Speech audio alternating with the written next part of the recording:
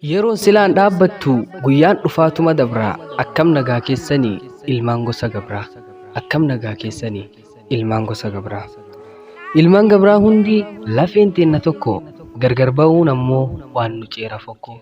Akkam fayyaa qabdu jaarsaa fi jaartii ijoolleef ka'imni silaa akka rabbi malee akka namaan taatu silaa akka rabbi malee akka namaan taatu. Yaa ilmaan Oromoo gabraa yaada keessantu garana raasaa akkam warri Keeniyaa warri torbiif calbii akkam warri Keeniyaa warri torbiif calbii. Warri odaaf kinnisaa ijoolleen bubbisaa akkam fayyaa qabdu har isan dubbisaa.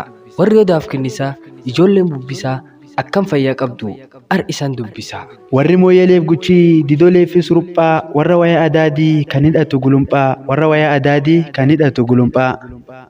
Gabra biyya gootaa biyya Dr. Bonayyaa Adii haala gaariin qalbii nama fuutaa biyya kabajamtuu lafaa liyoo dhokattu biyya kabajamtuu lafaa liyoo dhokattu.